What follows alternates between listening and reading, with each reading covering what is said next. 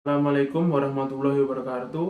Perkenalkan, nama saya Farhan Ferdian. Saya dari Fakultas Hukum Universitas Ahmad Dahlan. Di sini saya akan menjawab 5 pertanyaan dari soal UTS Hukum Adat. Pertanyaan pertama, apa motivasi Anda mempelajari hukum adat?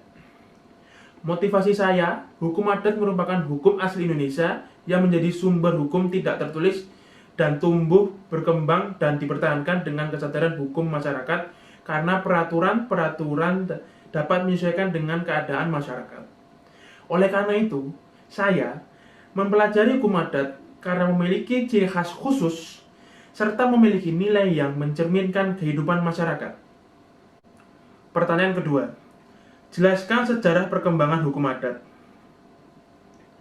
Hukum adat dikemukakan pertama kali oleh Profesor Snoek Hurgronje, seorang ahli sastra timur dari Belanda pada tahun 1894. Sebelum istilah hukum adat berkembang, dulu dikenal istilah adat recht. Profesor Snoek Hurgronje dalam bukunya The Adat pada tahun 1893-1894 menyatakan hukum rakyat Indonesia yang tidak dikodifikasi adalah The Adat. Kemudian istilah ini dipergunakan oleh Profesor Cornelis van Vollenhoven, seorang sarjana sastra yang juga sarjana hukum, yang pula menjabat sebagai guru besar pada Universitas Leiden di Belanda. Ia memuat istilah adat recht dalam bukunya yang berjudul Adat Recht van Nederlands Indie, Hukum Adat Hindia Belanda.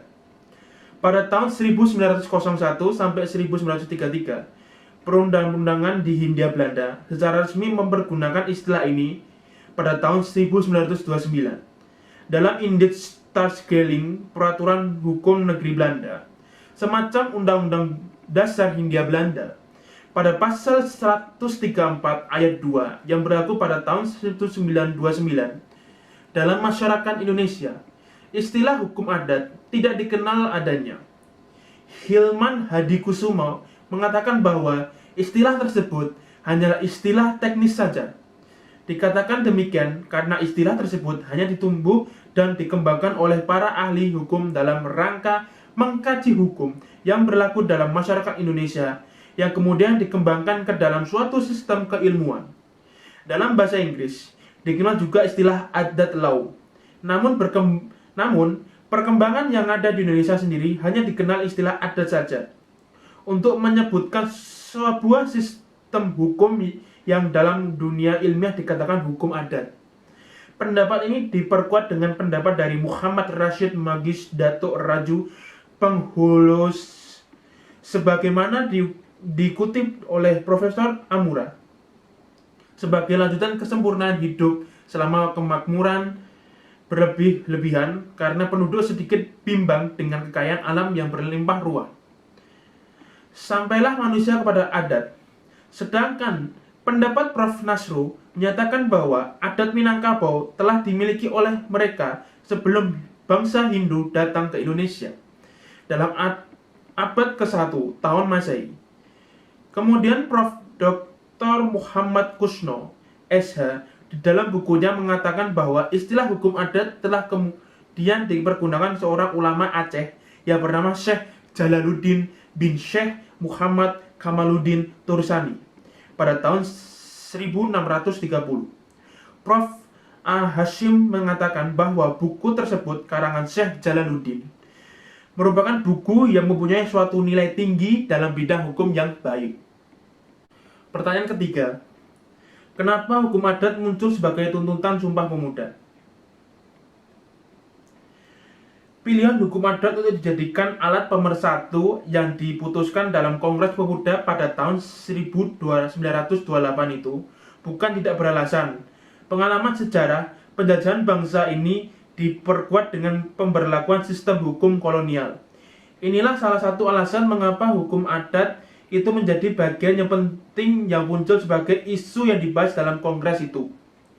Upaya pemerintah Belanda untuk memberlakukan hukum kolonial di wilayah jajahannya dirasakan pemuda sebagai gerakan kolonialisme yang tidak hanya menjadi alat eksplorasi sumber daya alam dan manusia, tetapi lebih jauh akan menghancurkan sendi-sendi ekonomi, budaya, dan peradaban bangsanya itu sendiri.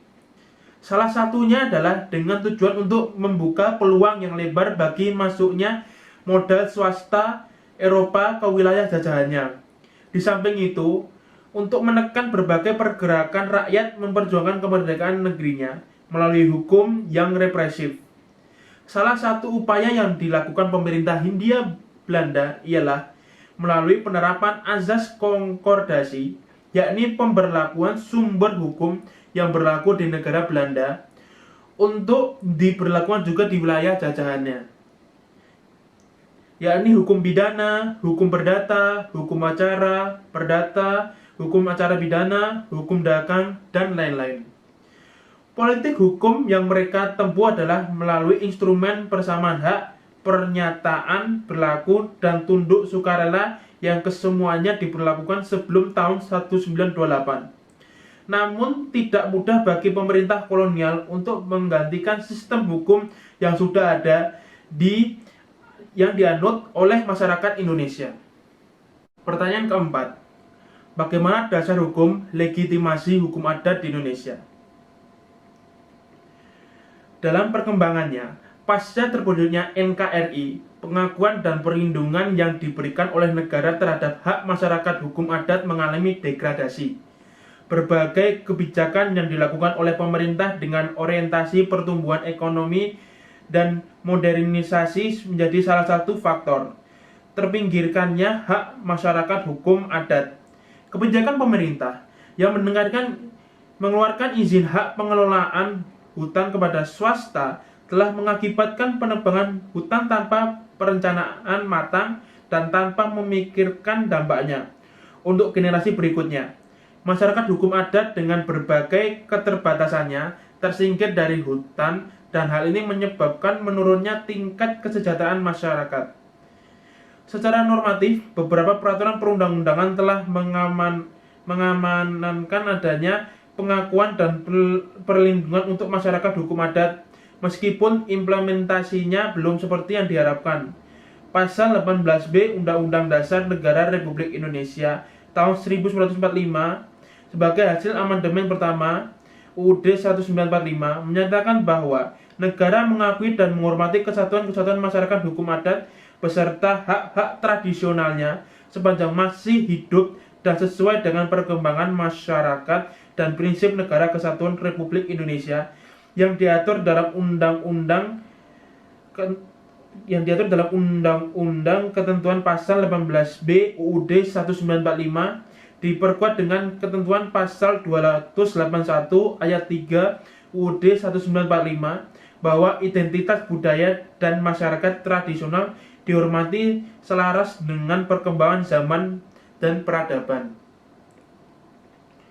Negara mengakui dan menghormati kesatuan-kesatuan masyarakat hukum adat beserta hak-hak tradisionalnya sepanjang masih hidup dan sesuai dengan perkembangan masyarakat dan prinsip negara kesatuan Republik Indonesia, di mana masyarakat hukum adat selama ini belum diakui dan dilindungi secara optimal dalam melaksanakan hak pengelolaan yang bersifat komunal, baik hak atas tanah, wilayah, budaya, dan sumber daya alam yang diperoleh secara turun-temurun, maupun yang diperoleh melalui mekanisme lain yang sah menurut hukum adat setempat.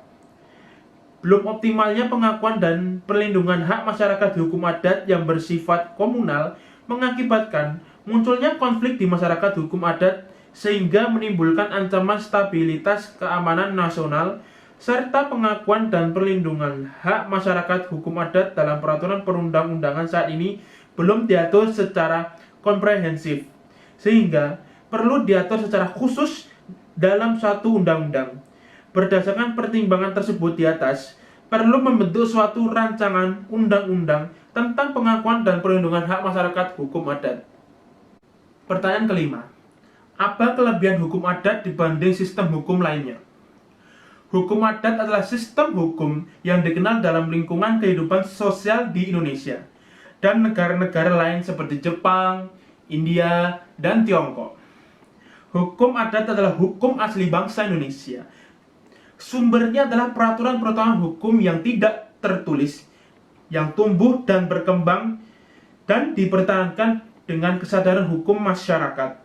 Karena peraturan-peraturan ini tidak tertulis dan tumbuh kembang, maka hukum adat memiliki kemampuan menyesuaikan diri dan terikat oleh tatanan hukum adatnya sebagai warga bersama suatu persekutuan hukum karena kesamaan tempat tinggal ataupun atas dasar keturunan. Demikian yang bisa saya sampaikan, kurang lebihnya mohon maaf. Wassalamualaikum warahmatullahi wabarakatuh.